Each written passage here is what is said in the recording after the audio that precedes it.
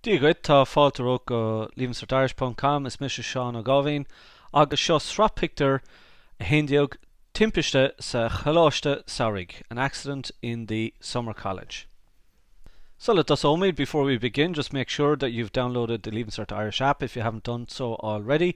It's available on Google Play and iTunes, and you'll be able to get access to this tutorial, the notes associated with it, and indeed all the flashcards, etc. We also run live classes on the app, and you'll be able to get many more resources besides. So it's available on iTunes and the Google Play Store.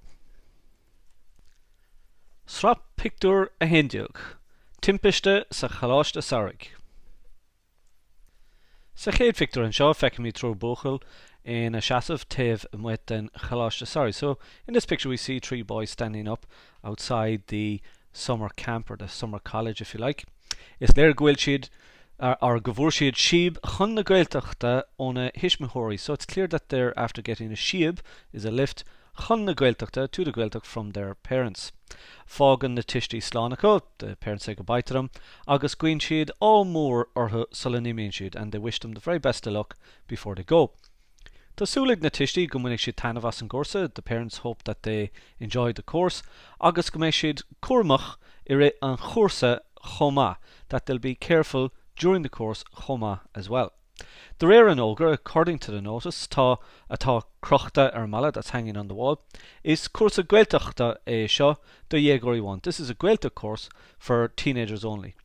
Tá málaí droma ar na buachalaí, agus tá mála taistealaigh duine den na buachalaí ina lámh yes. So the boys have got backpacks, agus tá málaí taistealaigh duine den na buachalaí. One of the boys has got a travel bag in a lámh in his right hand. So cúpla ceist, cá méid an course ar siúl, where will the course be taking place, agus conna sa haistil na buachalaí chun na Gaeltachta inniu, and how did the boys travel to the Gaeltacht today? Arís ag bon an leithnig here at the bottom of the page, like all the other Sraith Pictiúr on Leavingcertirish.com.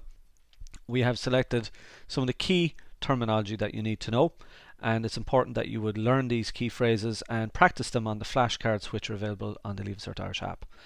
This particular sraith, there's a lot of information in it, so there's no way that you can learn every single thing. Like the advice given to you from the very beginning from Sraith Pictiúr Hain, make sure that you write out your script that you're going to use, select from the information that I give you here. Always make sure that you cover what's actually in the particular each picture, but you've got to write out your own script now for this picture and every other one in the series.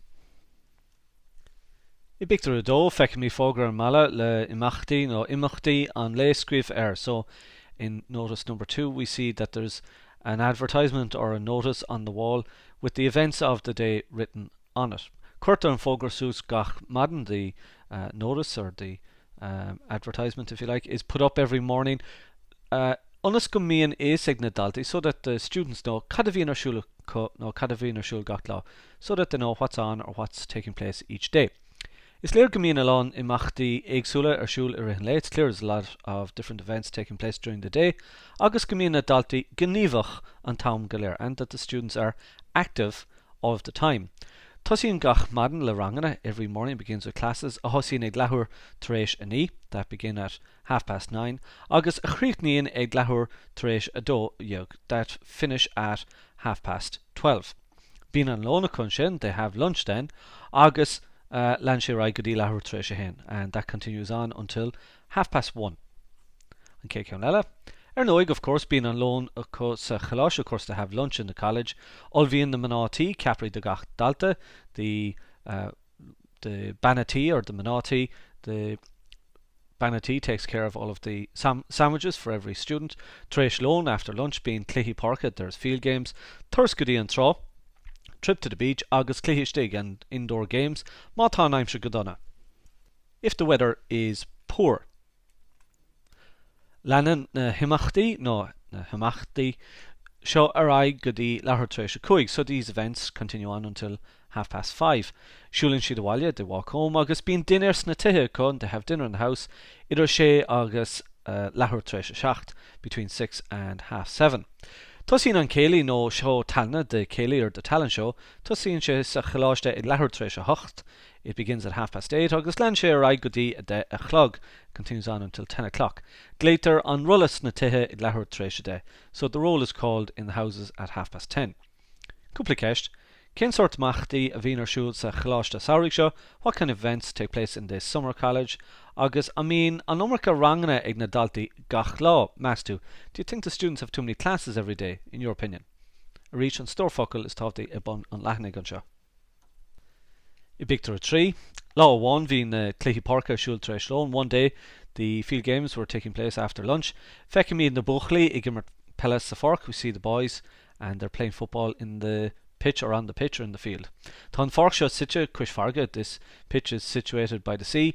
Mar feiceann míad bád seoil sa chúlar because we can see a sailboat in the background. Is Steve Allin é seo the Cluiche Pella. This is a beautiful scene or site for or setting for a game of football. Dúir cosúlachta, according to appearances or apparently, tá aimsir go bra, the weather is good, mar níl scamal le feiceáil sa spéir because there isn't a single cloud to be seen in the sky. Sa darchuid den Victor feiceann míad buachla amháin agus ag scradiúil amach os ort. So in the second part of this picture we see a boy and he's screaming out loud. Is léir gohfuil sé I bíon chéasta. It's clear that he's in tremendous pain. Tá graim aige ar chnámh na lurge. We can see that he's got a hold of his shin bone, chnámh na lurge. Níl is a going conas ar bhain an gortú seo dó. We don't know how this injury took place. Ach, is léir gohfuil sé gortathe go done inis, but it's clear that he's pretty badly injured right now. Tá cuma anna doríire ar a aig. He's got a very serious look on his face agus ní dóilm gohfuil sé ag gátíocht, and I don't think that he's play acting. Mar a bhíon na himróid soccer, it is sluch for a guitana, as all the most valuable players or soccer players are always doing. Cén fág gohfuil an fork seo site cuis farga? Why is this pitch situated by the sea? Agus an dóileat gohfuil an buachal gortathe go done. Do you think that this young fella is injured badly? I Pictiúr 4 tugan na múntóirí cúnamh leiist an bhuachal. So in picture 4 here we see the teachers give medical assistance to the boy ar thaobh na porca at the side of the pitch. An sin chuireann an tord bháisear gléach ar a hismóirí. Then the principal gives or makes a phone call to his parents.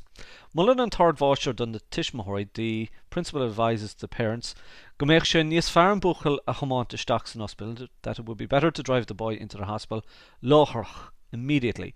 Agus gan fannacht don other chur and not wait for the ambulance. Ordíonn siad an buachal, they raise the boy or they lift the boy up, agus chuireann duine den na múntóirí, and one of the teachers chuireann sé an buachal isteach sa chur. He puts the boy into the car. So in cé ceann eile, tá trua mór ag a charadó. His friend is very sad or sorry for him. He's a lot of pity on him. Mar beg ashtar 50,000 le déanamh aige I gúil an chor, because he's going to have a 50-mile journey to do in the back of the car. Agus seans gwyl a chus brist again. There's a good chance he's broken his leg. Tá imní an downer an ord bháistear faoin amseo. The principal is extremely worried at this stage. Tugann sé tróir don bhúntóir. He instructs the teacher gléach a chur to ring him on hospedale choluas atá scéalagan le incident aige, as soon as he has some kind of news to tell him. Tá cuma fíorhrónach ar múchal inis. The boy looks really sad at this stage. Tuigeann a chara cén fá. His friend understands why. Tá dúlmhór ag an múchal sa sport. The boy has a huge interest in sport. Agus seans mór inis nach méid sin an immert ar feadh an taurig, and there's a good chance now that he will not be able to play for the whole summer. Cúpla ceist, bhfuil imní ar an ord bháisear, is the principal very concerned. Agus cén fág bhfuil cuma fíorhrónach ar múchal. Why is it, do you think, that the boy looks extremely sad? I Pictiúr 5 feiceann míad an buachal ina lí ar Híntáin san hospedale. We see the boy lying down a stretcher in the hospital. Is dócha gohfuil sé ag feitheamh ar chóram leish. It would seem that he's waiting for medical attention or medical assistance. Tréis cúpla nóméid, after a couple of minutes, then in an dochtúr scrúda leisir an gus. The doctor conducts a medical examination on the foot. Tá sé sásta nach bhfuil an cos briste. He's happy enough that the leg isn't broken ar churbe at all. Insin sé an deas scéal don bhuachal. So he tells the good news to the boy. Meaning an dochtúr an scéal don bhuachal. The doctor explains the situation to the teacher. Der sé go méid ar sus a ghlacha on sport. He says he's going to have to take a break from sport. Go méid ar las a bhaint as madi crisiid. He's going to have to make use of crutches agus go méid sé go bra I gceann seachtain. That he'll be fine in a week or there so, or thereabouts. Cuireann an múinteoir dlech ar Nord Foster. The teacher calls the principal, agus inchíonn sé an deas scéal dó, and he tells him the good news. Choluas a hagan siad ar ais ón hospital as soon as they come back from the hospital. Cuireann an Tord Foster agus an múinteoir dlech ar na Tishmothirí arís. The principal and the teacher call the parents again. Laoríonn an Tord Foster le máthair an bhuachala. The principal speaks to the boy's mother. Míonn sé nach bhfuil an cos briste, ach go mbeidh sos a ghlacha ón sport. He explains that the foot is not broken, but he'll have to take a break from sport. Beidh sé go bra gan bhail, or gan bhuil, he will be fine very shortly. Sin mar dúirt an doctor. That's what the doctor says ar éonchaí. Cúpla ceist. Cén fág ghuiil an buachal ar chinntáin? Why is the boy in a stretch agus? An dóileat ghuiil an buachal sásta leis an deas scéal. Do you think that the boy is happy with the good news? I pictiúr sé, níos déine an ihe sin. Later that night, filling an buachal ar ais chuig an goláiste, the boy returns back to the college. Chun búla leis na corde sa le héin siad abhaile to meet with the friends before they go home. Nuair hiúlann sé isteach leis an mútar when he walks in with the teacher, ag 20 tar éis dé, 20 minutes past 10, feice míad ghuiil an céilí faoi lánseo. We see that the céilí is fully underway at this stage. Cuireann na charda anáilte rive. The friends give him a great welcome, agus is léir ghuiil gachta na sás é eáil ar a chos arís, and it's clear that everyone is delighted to see him back on his feet again. Leanann an céilí araig. The céilí continues on. In anon greibh sé le críoch nu ag go 10 clog.